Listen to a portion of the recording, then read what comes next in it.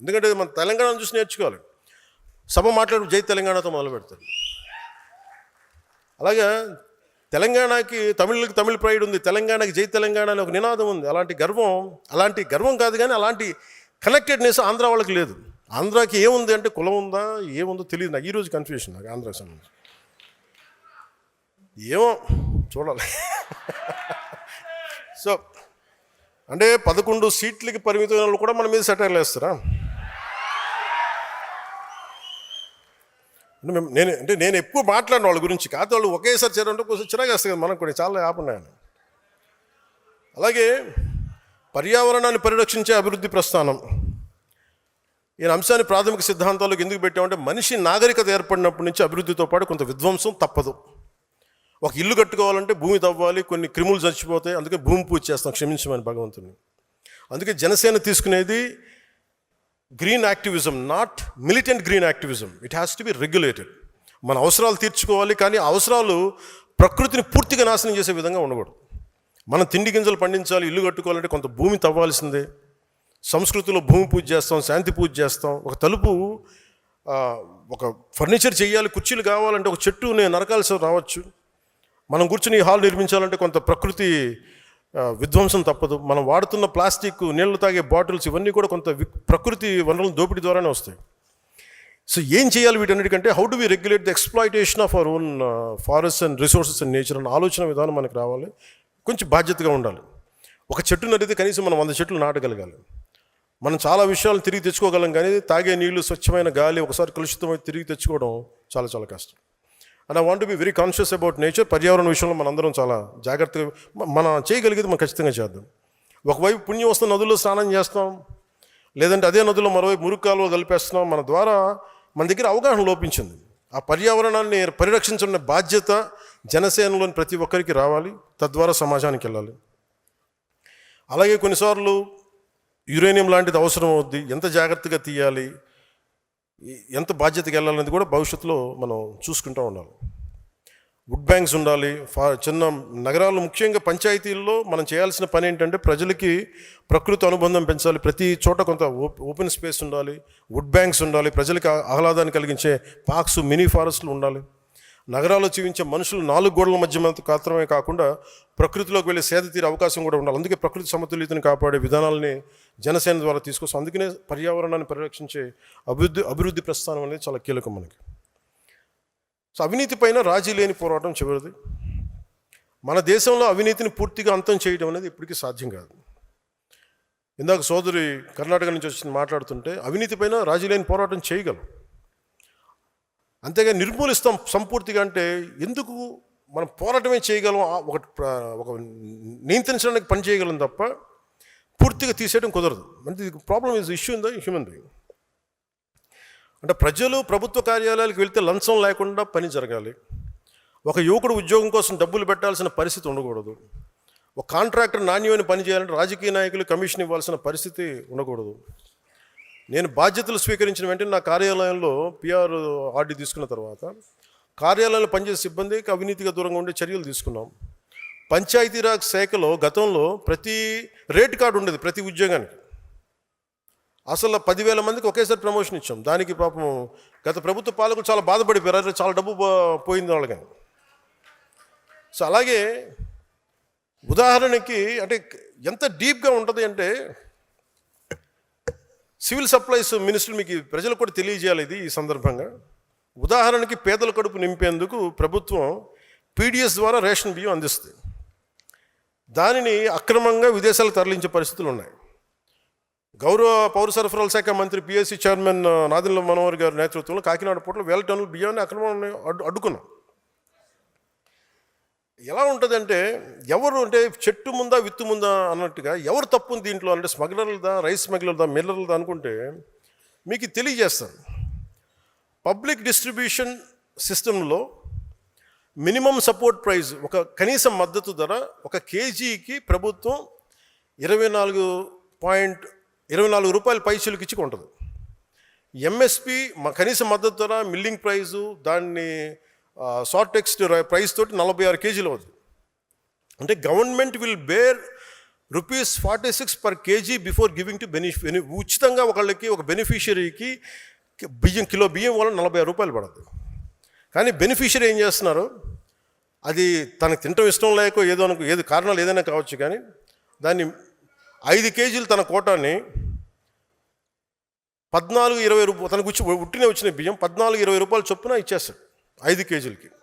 అది ₹100 రావచ్చు, లేదంటే ₹70 రావచ్చు. ఎంత అంటావు? ఏమో నీకు బాగా తెలిసినట్టు, నీకు అర్థమవుతుంది కదా. సో బెనిఫిషియరీకి 14 వచ్చింది, స్మాల్ లెవెల్ బ్రోకర్కి, రేషన్ షాప్ డీలర్కి దాని మీద ఇంకో ₹16, ₹25తో ₹2, ₹5 అదనంగా వేసుకొని అమ్మేస్తాడు. చెప్తున్నా, ₹2,000, ₹5,000, నేను అథారిటేట్ గవర్నమెంట్ ఇన్ఫర్మేషన్ చెప్తున్నాను. ₹2,000, ₹5,000 మెట్రిక్ టన్నుకి వాళ్ళు సంపాదిస్తారు. ఇంకా చెప్పని రాని మీడియం లెవెల్ బ్రోకర్స్ ₹20 నుంచి ₹27 కేజీకి వాళ్ళు చేస్తారు, ₹10 అమ్మిన దాన్ని. అది మెట్రిక్ టన్నుకి 28,000 నుంచి 33,000కి వీళ్ళు వ్యాన్ ద్వారా, చిన్న ట్రక్ ద్వారా సెల్ చేస్తారు. వ్యాన్లో 3 నుంచి 5 మెట్రిక్ టన్నులు ఉంటుంది. ఇప్పుడు మీరు చెప్పిన బిగ్ ట్రేడర్స్ వీళ్ళందరూ కలిసి ఒక లారీకి 25 మెట్రిక్ టన్నులు అనుకుంటే 2.5 నుంచి 3.5 లక్షలు తీసుకుంటారు. 250 మెట్రిక్ టన్నులు దీనికి. ఎండ్ యూజ్ ఎట్లా వెళ్ళిపోతుంటే rice millers, fish feed, poultry industries, mixing with commercial rice, export markets including foreign trade, beverage industries. ఒక్కొక్క షిప్లో ఎలా వెళ్తే 40,000 మెట్రిక్ టన్నులు వెళ్తే బల్క్ స్కామ్ ఇది. ఒక షిప్కి 4 నుంచి 5 కోట్లు స్కామ్ చేస్తారు ఒక షిప్కి. మనం సీజ్ ద షిప్ అంటే 6 వారాలు ఆఫ్ చేయగలిగాం. 5 వారాలు సార్, 5 వారాల ఒక 5 వారాలు ఆఫ్ చేయగలిగాం. ఎందుకంటే మళ్ళీ దాంట్లో నిజంగా ఎక్స్పోర్ట్ చేసే రైస్ కూడా ఉంటుంది. అంటే ఇంత కష్టంగా ఉంది, కానీ రాజీ లేకుండా పోరాటం చేస్తాం. మరి ఇలాంటి దానికి ఏం చేయాలి అంటే ఫండమెంటల్ పాలసీ మార్చాలి. అది కేంద్ర ప్రభుత్వంతో కూర్చుంటామా, మిగతా ప్రభుత్వాలతో కూర్చుంటామా, అసలు కేంద్రం దీన్ని దృష్టిలో పెట్టాలి. సో అందుకని ర్యాండమ్గా మీరు ఒక నినాదం కింద చేసేయకండి. ఎందుకు చెప్తున్నాను అంటే, ఏ సందర్భంలో చెప్తున్నానంటే, ఇది మేము అవినీతిపైన రాజీ లేని పోరాటం అంటే వీ హ్యావ్ టు పరిష్కారాలు ఎతకగలగాలి. ఇది ఎందుకు ఉత్పన్నమైంది, ఎందుకు వచ్చిన సమస్య, దీన్ని ఎలా సర్దగలం, దాని మీద మనం ముందుకు తీసుకెళ్ళాలి. అందుకని మీరు ఈ అవినీతిపైన రాజీ లేని పోరాటానికి మీరు నిజంగా ప్రజలకు, సగటు మనిషికి ఇబ్బంది అవుతుంది అనుకున్నప్పుడు, ఒక చిన్నపాటి ఇల్లు కట్టుకోవాలనుకున్న మేము లంచాలు అడుగుతుంటే ఎదురు తిరగాల్సిందే, ఇవ్వమని మొరాయించాల్సిందే. దానికి జన సైనికులు, దానికి సాధకులు కానీ, ఉద్యములు కానీ మీరు నిలబడాలి. మీరు అండగానే ఉంటేనే ప్రజల్లో మార్పు వస్తుంది. దానికి మీకు అండగా ఉంటాను చేస్తే. ఓకే, ఇంక చివరిలో నేను మాట్లాడగలిగేది అలయన్స్ది. జనసేన అలయన్స్ ఎలా స్టార్ట్ అయింది. ముఖ్యంగా మొన్న తమిళనాడు ఎలక్షన్స్ వచ్చి ఆయన ముఖ్యమంత్రిగా నన్ను చంపేస్తారు అందరం. దాని పరిస్థితులు వేరు, మన పరిస్థితులు వేరు. అంటే ఎందుకు చెప్తా అంటే, దాని పరిస్థితులు వేరు, మన పరిస్థితులు వేరు. మన అలా రాలా. నేను ఒక పార్టీని ప్రజలకి మార్పు తీసుకురావాలన్న దాంట్లో వచ్చాను. నేను గద్దర్ గారిని చూసాను దగ్గరుండి, నక్సలిజంని చూసాం. ఒక ఆశయాన్ని నమ్మి వెళ్ళిపోయి చాలా బలమైన యువత చనిపోతే చాలా బాధ కలిగింది. అంటే ఒక భావజాలాన్ని తీసుకెళ్ళేటప్పుడు పదవులు వీటన్నిటికంటే కూడా భావజాలాన్ని పట్టుకోవాలని ఒక దాంతో దాకా తీసుకొచ్చాను. ఇది తీసుకొచ్చినప్పుడు అంటే నేను ఇక్కడ ఉన్న నాయకులందరూ ఉన్నారు, మీ అందరికీ మొన్న ఎలక్షన్ తర్వాత మీ అందరూ ఒక మైండ్లో ఒకటి ఉంది.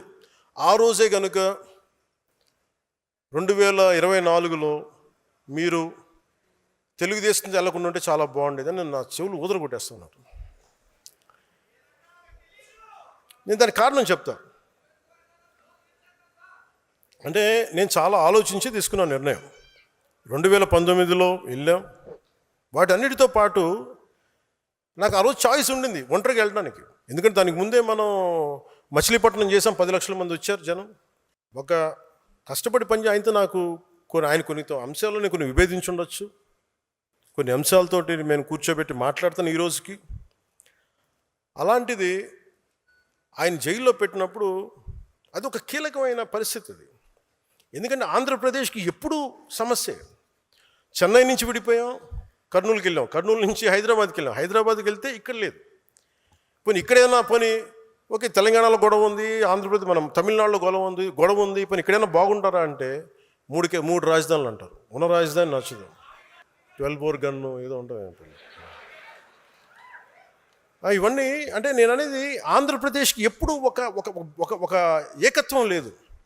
అలాంటిది నేనేం చేశాను, నిర్ణయం తీసుకోవాలంటే నేను స్వార్థంగా వెళ్ళిపోయి ఉండొచ్చు. నాకు చాయిస్ ఉండింది ఆ రోజున.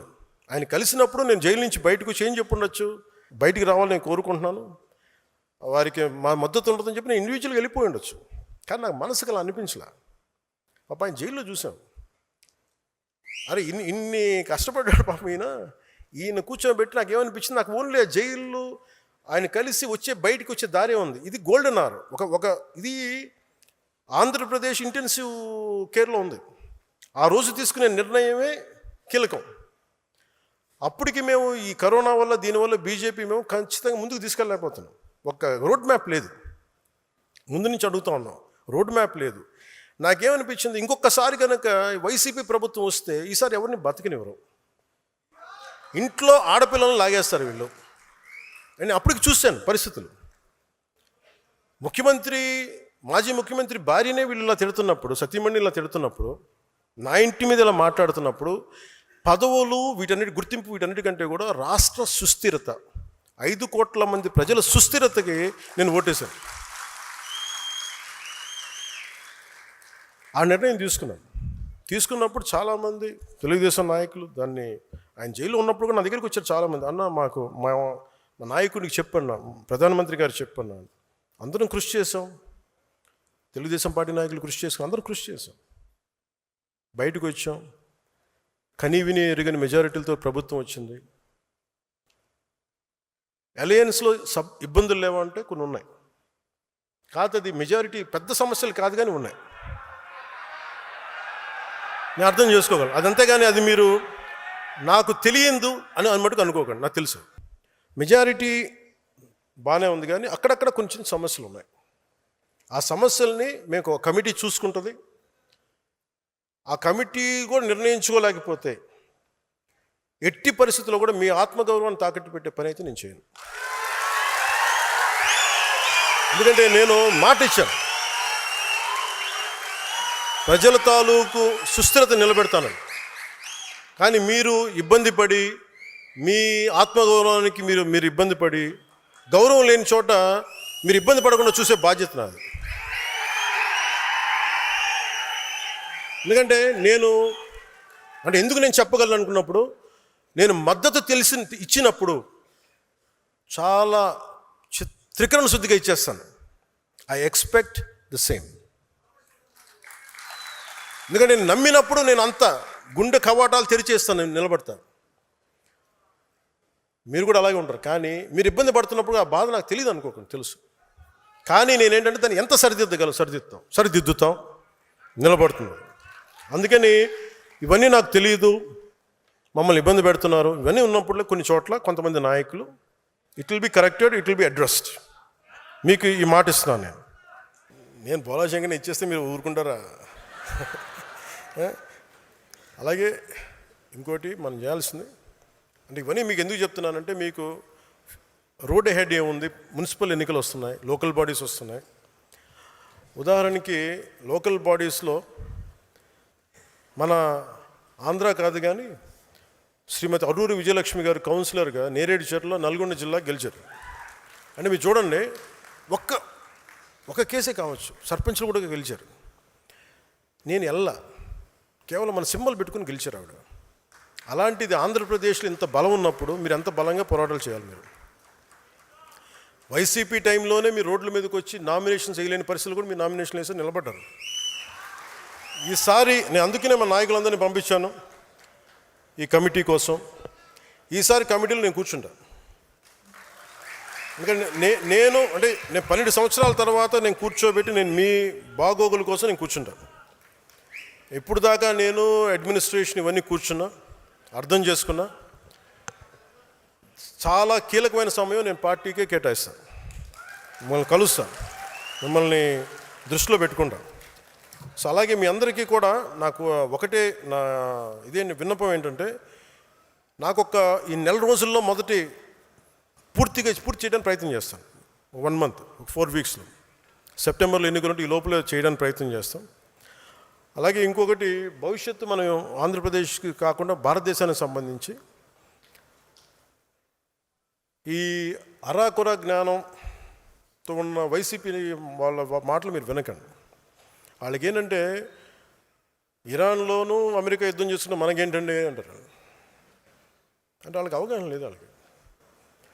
అంటే వాళ్ళకి అన్నీ అలా ఉచితంగా వచ్చేస్తాయి అనుకుంటారు. పెట్రోల్ ధరలు పెరగకి ఏమవుతాయి? పెట్రోల్ దొరకదు, గ్యాస్ దొరకదు. ఎక్కడి నుంచి మనం సంపాదిస్తున్నావా? లేదంటే వీళ్ళ ఇళ్ళ నుంచి వస్తున్నాయి గ్యాస్ బావులు. సో ఇవన్నీ ఏం అర్థం కాకుండా కూర్చోబెట్టి మోదీ గారిని తిట్టడం, మోడీ గారిని మీద మాట్లాడటం ఒక అయిపోయింది. అందుకని మీరు అర్థం చేసుకోవాల్సింది, ఇంటర్నేషనల్ పరిస్థితులు కూడా, పశ్చిమాసియాలో ఉన్న యుద్ధ పరిస్థితులు, తద్వారా మనకు వచ్చిన పెట్రోలియం ఉత్పత్తుల కొరత, వీటి మీద మీకు అవగాహన రావాలి. అభివృద్ధికి కావచ్చు, దేనికైనా కావచ్చు, క్రూడ్ ఆయిల్ చాలా కీలకం. ఒక ఫ్యాక్టరీ పనిచేయాలన్నా, వాహనం కదలాలన్నా, ఇంట్లో స్టవ్ వెలగాలన్నా ఇంధనం చాలా అవసరం. ఈ ఇరాన్, ఇరాక్, అమెరికా, ఇజ్రాయెల్ మధ్య నెలకొన్న యుద్ధ వాతావరణం, హర్మూజ్ జలసంధి వంటి కీలక మార్గాలు కేవలం 2 నెలలు మూసివేస్తే ప్రపంచం ఎలాంటి సంక్షోభాన్ని మనం చూస్తూ ఉన్నాం. ఇప్పటికి డీజిల్ ధరలు పెరిగిపోతూ ఉన్నాయి. అందుకే గౌరవ ప్రధానమంత్రి గారు దూరదృష్టితోటి సమర్థమైన విధానాల వల్ల ఇప్పటి వరకు భారత్ పెద్దగా ఇబ్బందులు ఎదుర్కోలేదు. కాదు, ఆయన నిన్న ఈ మధ్యన చెప్తున్నది ఏంటంటే, యుద్ధ పరిస్థితులు మరిన్ని రోజులు కొనసాగితే మనం కూడా ప్రభావితమయ్యే అవకాశం ముందు చూపుతారు. ఇంధన వినియోగాన్ని తగ్గించాలని దేశ ప్రజలకైనా సూచించారు. సో మనం కూడా, మీరు 10 సార్లు వెళ్ళాల్సింది తగ్గించుకోండి, కనీసం 2 సార్లు తగ్గించండి. కుదిరినప్పుడల్లా ఫ్రెండ్స్ మీటింగ్స్ ఉంటే మీరు ఫోన్స్ ద్వారా మీటింగ్ లేదని ఉంటే, అంటే సాధ్యమైనంత మేరకు ఇంధన పొదుపు చాలా చాలా అవసరం. అలాగే జనసేన పార్టీ తరపున రాష్ట్ర ప్రజలందరికీ కూడా విజ్ఞప్తి చేస్తూ ఉన్నాను, దేశ ప్రయోజనాలను దృష్టిలో పెట్టుకొని కొంతకాలం పాటు పెట్రోల్ వినియోగాన్ని తగ్గించాలి. అనవసర ప్రయాణాలని వీలైనంత వరకు నివారించడానికి ప్రయత్నం చేయాలి. అలాగే విదేశ మారక ద్రవ్య నిల్వలను పరిరక్షించుకోవాల్సిన అవసరం కూడా ఉన్నదా. కొద్ది రోజుల పాటు బంగారం కొనుగోళ్ళను కొంత వాయిదా వేసుకుంటే దేశ ఆర్థిక వ్యవస్థ మీద భారం తగ్గించే ప్రయత్నంలో మనం కూడా భాగస్వాములు అవ్వాలని మనస్ఫూర్తిగా కోరుకుంటా ఉన్నాం.